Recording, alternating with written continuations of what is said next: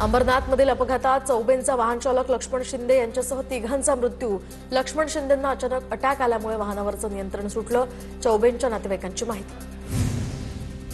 नवी मुंबईतील शिवाजी महाराजांचा पुतळा अनावरणाला उपमुख्यमंत्री एकनाथ शिंदेंनी जाणं टाळलं। पालकमंत्री असताना सुद्धा कार्यक्रमाला जाणं टाळलं, मात्र गणेश नाईकांच्या हस्ते या पुतळ्याचं अनावरण।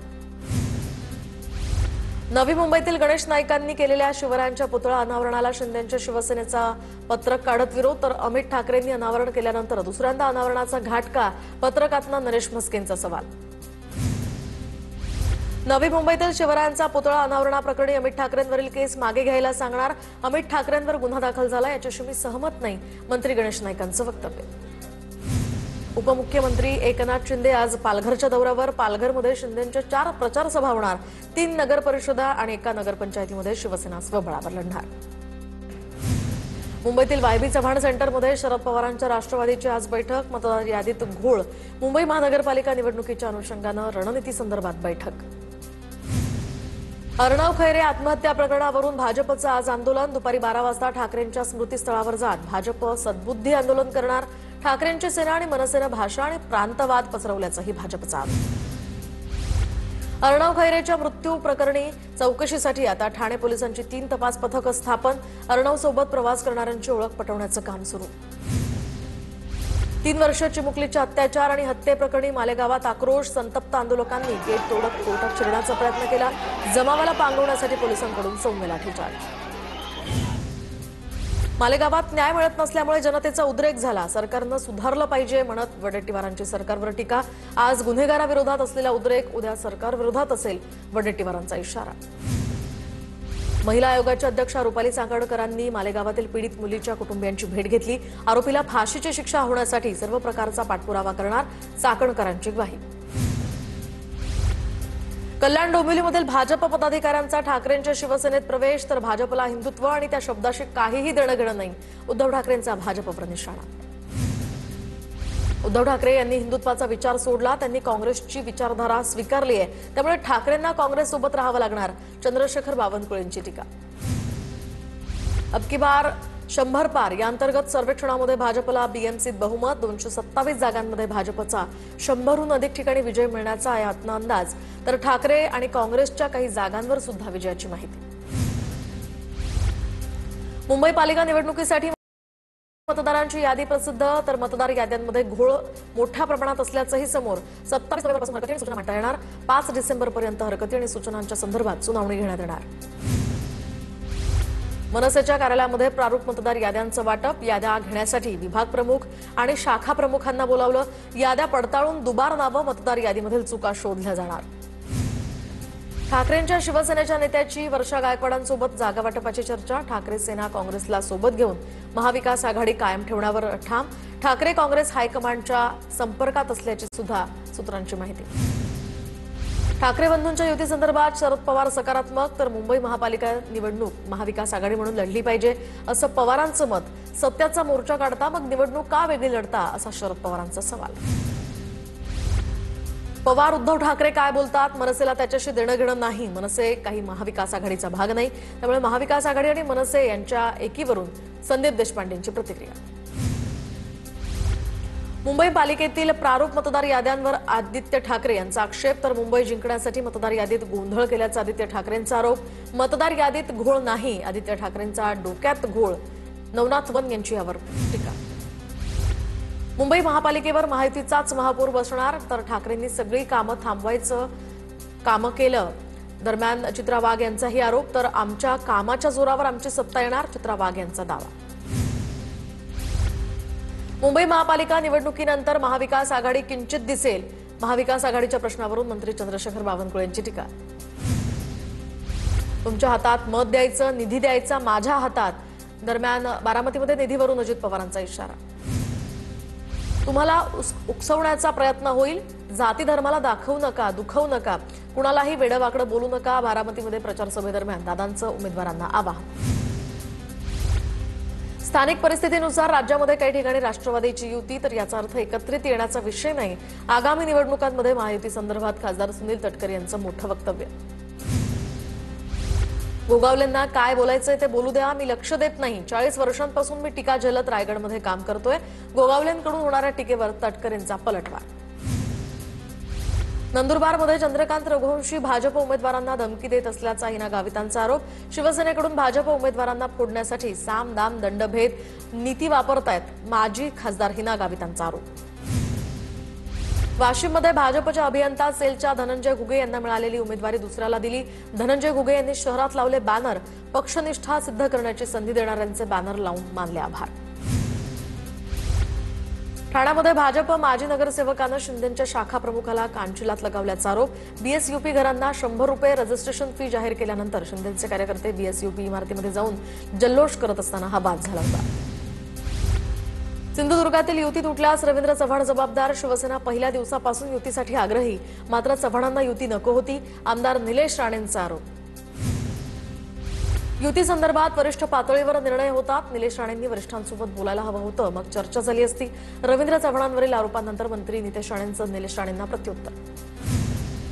संजय खोडके यांना पूर्ण जिल्हा ताब्यात घ्यायचा आहे. यशोमती ठाकूर यांची टीका, तर आग लगी तो धूर निकलने वाला है असं म्हणत संजय खोडकेंचा यशोमती ठाकूरांवर पलटवार. प्रफुल्ल पटेल यांनी गोंदियाचा विकास केला नाही तर भंडारा आणि साकोलीचा काय विकास करणार. नाना पटोले यांची प्रफुल्ल पटेल यांच्यावर टीका. जळगावातील जामनेर नगरपालिकेमध्ये भाजपच्या नगराध्यक्षांसह 9 नगरसेवक बिनविरोध. राहिलेल्या 17 जागांसाठी 59 उमेदवार निवडणुकीच्या रिंगणात. जळगाव जिल्ह्यामध्ये 18 नगरपालिकांच्या निवडणुकीमध्ये नगरसेवक पदासाठी 1555 तर नगराध्यक्ष पदासाठी 77 उमेदवार निवडणुकीच्या रिंगणात. प्रमुख निवडणुकांच्या नगरपालिकांमध्ये अत्यंत चुरशीची लढत होणार. नेत्यांची प्रतिष्ठा पणाला. वरळी हिट अँड रन प्रकरणातील आरोपी मिहीर शहाला जामीन देण्यास मुंबई हायकोर्टाचा नकार. आरोपीची वर्तनं लक्षात घेता तो जामीन देण्यास पात्र नाही. हायकोर्टानं नोंदवलं निरीक्षण. गेल्या वर्षी वरळीमध्ये मद्यधुंद अवस्थेत दुचाकीला दिली होती धडक. यामध्ये एका महिलेचा मृत्यू झाला होता. मुंबईसह राज्यातील तापमानात चढउतार सुरू. अनेक भागांमध्ये सरासरीपेक्षा कमी किमान तापमानाची नोंद. हवामान विभागाच्या कुलाबा केंद्रामध्ये 22.4 अंश सेल्सिअस तर सांताक्रूज केंद्रामध्ये 17.4 अंश सेल्सिअस तापमानाची नोंद. हार्बर रेल्वे मार्गावर रात्री 12 तासांचा ब्लॉक, तर ब्लॉकमुळे बेलापूर ते पनवेल लोकल सेवा उपलब्ध नसणार. सीएसएमटी ते पनवेल आणि सीएसएमटी ते वडाळा या लोकल सुद्धा रद्द असेल. कामगार कायद्यामध्ये सुधारणांना मंजुरी. 1 वर्षाच्या नोकरीनंतर निश्चित मुदतीच्या कर्मचाऱ्यांना ग्रॅज्युएटी मिळणार. धोकादायक क्षेत्रातील कामगारांसाठी 100% आरोग्य सुविधा. महिलांना समान वेतन आणि आदर मिळणार, तर मंत्री मनसुख मांडवीय यांची माहिती.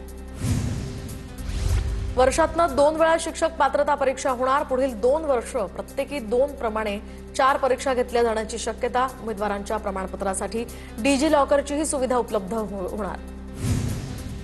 सीईटी प्रवेश परीक्षा यंदा 24 मार्चपासून सुरू होणार, तर सीईटी परीक्षा 17 मे पर्यंत चालणार. पदवी आणि पदव्युत्तर प्रवेश परीक्षा सुद्धा मार्च ते मे दरम्यान होणार. पोलीस उपनिरीक्षक पदासाठी शारीरिक चाचणी जानेवारीमध्ये होणार, तर महाराष्ट्र लोकसेवा आयोगाची ही घोषणा. उमेदवारांची 6 ते 10 जानेवारी दरम्यान नवी मुंबई पोलीस मुख्यालयामध्ये शारीरिक चाचणी घेण्यात येणार. एसआयआरला आव्हान देणाऱ्या याचिकांवर सुनावणी घेण्यास सुप्रीम कोर्टाची सहमती. सुप्रीम कोर्टानं केंद्रीय निवडणूक आयोगाला धाडली नोटीस. अनगर नगरपंचायतीच्या नगराध्यक्ष पदासाठीचा उमेदवार उज्ज्वला थिटे यांचा अर्ज बाद झाल्याचं प्रकरण. उज्ज्वला थिटे यांच्या याचिकेवर 24 नोव्हेंबरला आता सुनावणी होणार.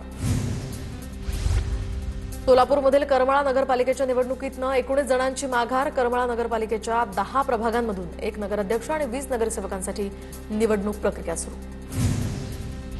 अनगर नगरपंचायतीच्या नगराध्यक्ष पदाच्या अपक्ष उमेदवार सरस्वती शिंदे यांचा उमेदवारी अर्ज अखेर मागे. अनगर नगरपंचायत तांत्रिकदृष्ट्या बिनविरोध. हिमायतनगर नगरपंचायत उमेदवारी अर्ज मागे घेण्यावरून अजित पवारांची राष्ट्रवादी आणि ठाकरे सेनेमध्ये राडा. राष्ट्रवादीचे नगराध्यक्ष पदाचे उमेदवार मोहम्मद जावेद आणि ठाकरे सेनेचे माजी नगराध्यक्ष कुणाल राठोड यांच्यामध्ये झटापट.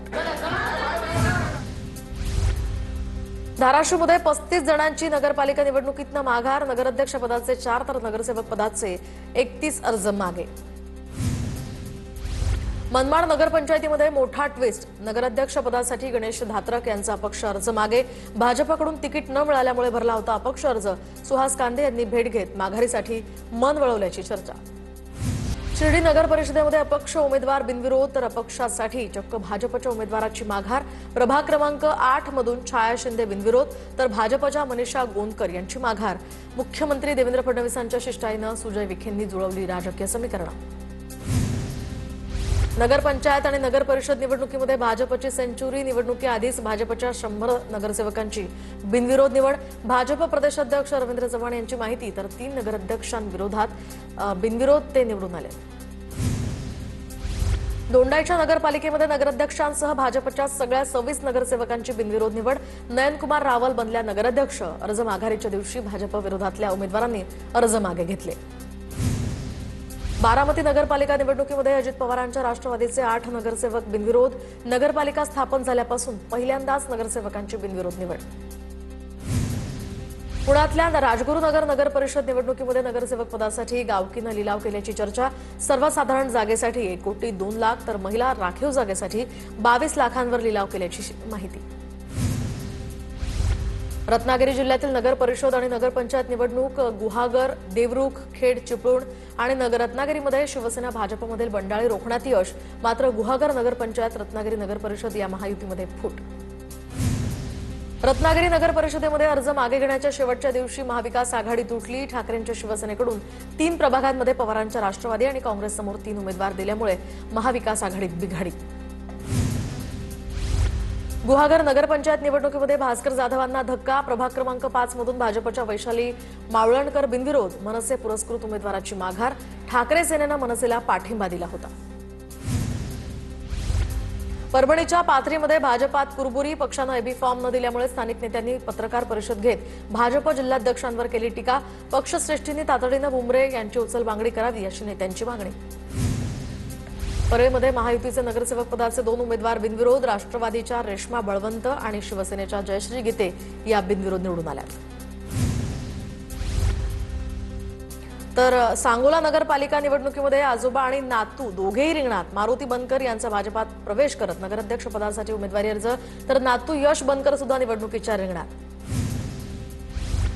नाशिकच्या सिन्नर नगरपालिकेच्या नगराध्यक्ष पदासाठी चौरंगी लढत होणार। भाजप राष्ट्रवादीसह दोन्ही शिवसेनेचे उमेदवार निवडणुकीच्या रिंगणात।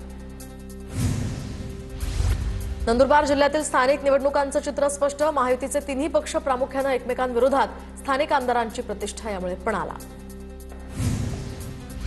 रायगडच्या खोपोलीमध्ये परिवर्तन विकास आघाडीत बिघाडी। ठाकरेंची शिवसेना आणि अजित पवारांची राष्ट्रवादी खोपोलीमध्ये विभक्त। अंतर्गत उमेदवारीवरून युती तुटल्याची माहिती। मीरा भाईंदर महापालिकेच्या प्रारूप मतदार यादीमध्ये घोळ उघड तर एका प्रभागातील 20 ते 30% मतदारांची नावं दुसऱ्या तिसऱ्या प्रभागामध्ये टाकल्याचं समोर। मतदारांसह राजकीय पक्षांची पालिकेवर तीव्र नाराजी। आयुक्तांकडे तक्रारीही दाखल। जळगावच्या जामनेरमध्ये निवडणुकीच्या पार्श्वभूमीवर पोलिसांकडून वाहनांची तपासणी। कोणताही गैरप्रकार घडू नये म्हणून पोलीस प्रशासन सज्ज। खासदार बाळामामा म्हात्रे नागरिकांच्या तक्रारी घेऊन केडीएमचे आयुक्तांच्या भेटीला। मात्र अधिकारी उपस्थित नसल्यामुळे बाळामामा म्हात्रे संतापले। व्हिडिओही व्हायरल। भिवंडीतील अनधिकृत गोदाम पट्ट्यावर कठोर कारवाई करा। मनसे नेते अविनाश जाधवांची मागणी। शिष्टमंडळाच्या वतीनं MMRDA प्रशासनाची भेट घेत दिलं निवेदन। मुंडवा जमीन गैरव्यवहार प्रकरणातील शीतल तेजवानी यांच्या प्रकरणी माझ्याकडे जमिनीच्या व्यवहाराबद्दलचे सगळे कागदपत्र आहेत। मी सगळी कागदपत्र देण्यासाठी तयार। पोलीस दबावात शीतल तेजवानीची माहिती। गुजरातमधले बिबटे महाराष्ट्राच्या सीमेवर आणून सोडलेत। खासदार निलेश लंकेंचा दावा। गुजरात महाराष्ट्र सीमेरेषेवर आता असलेल्या सापुतारा या भागामध्ये हे बिबटे सोडले जात आहेत असाही आरोप। ESIC रुग्णालयांसाठी सरकारी जमिनी विनामूल्य देणार। महसूल मंत्री चंद्रशेखर बावनकुळेंचा महत्त्वाचा निर्णय। नंदुरबार जिल्ह्यामध्ये योग्य मोबदला मिळत नसल्यामुळे ऊस उत्पादक शेतकरी थेट प्रशासनाच्या दारी। योग्य दर न मिळाल्यास तोडणी बंद करणार। निवासी उपजिल्हाधिकाऱ्यांना दिलं निवेदन। पुण्यामध्ये तापमानात घट झाल्यामुळे कडाक्याची थंडी। सारसबागेतील गणपती बाप्पाला परंपरेनुसार लोकराचा स्वेटर आणि कानटोपी घालण्यात आली। बाप्पाचं रूप यामुळे पाहण्यासाठी मोठी गर्दी। साताऱ्याच्या म्हसवडमधील श्री सिद्धनाथ आणि देवी जोगेश्वरी यात्रेचा रथोत्सव सोहळा संपन्न। गुलाल खोबऱ्याची उधळण। भाविकांचीही मोठी गर्दी। जेजुरी गडावर घटस्थापनेनं चंपाषष्ठी उत्सवाला सुरुवात। करवीर पीठाचे शंकराचार्य श्री नृसिंह भारती यांच्या हस्ते घटस्थापना। नंदुरबारची सारंगखेडा यात्रा 4 डिसेंबरपासून सुरू होणार। सारंगखेडा यात्रा अश्वप्रेमींसाठी देशभरात प्रसिद्ध। देशात न जातीवंत आणि उंडे प्रजातीचे हे अश्व इथे दाखल होणार। रायगडमधल्या भुवन या ठिकाणी शिकारीसाठी लावण्यात आलेल्या गावठी बॉम्बचा स्फोट, शेतकरी युवक थोडक्यात बचावला। गोंदियामध्ये माणुसकीला काळीमा फासणारी धक्कादायक घटना, बापानंच अल्पवयीन मुलीवर अत्याचार केल्याचा प्रकार, आरोपी विरोधात गुन्हा दाखल, 10 दिवसांची पोलीस कोठडी। नांदेडमध्ये 7 वर्षाच्या चिमुकलीवर शाळेतील शिक्षकाकडून अत्याचार, तर संतप्त नागरिकांनी आरोपीच्या घरावर शाई फेकली, आरोपीला फाशी देण्याची नागरिकांची मागणी। नाशिकच्या सिन्नरमधील नायगावात गावगुंडांचा आहे दोष, इलेक्ट्रिकल व्यावसायिकाला खंडणीची धमकी। पुण्यामध्ये पोलिसांनी आंदेकर टोळीची धिंड काढली, नानापेठ आणि गणेशपेठ परिसरातनं गुंड कृष्णा आणि अभिषेक तसंच शिवराज आंदेकरची धिंड। कल्याणमध्ये ऍसिडिटीच्या गोळ्यांमध्ये चक्क आळ्या निघाल्याची घटना, घटनेनंतर महिला रुग्ण धक्क्यात, डॉक्टरही थक्क। नाशिकच्या सिन्नर एसटी अपघात प्रकरणी 4घांचं निलंबन, लॉगबुकमध्ये बसचा ब्रेक फेल असल्याची नोंद असताना सुद्धा कर्मचाऱ्यांचं याकडे दुर्लक्ष। जळगावच्या सराफा बाजारामध्ये चांदीच्या दरात मोठी घसरण, तर दर 6,000 रुपयांनी कमी झाल्यानं चांदी जीएसटीसह 1,58,620 रुपयांवर।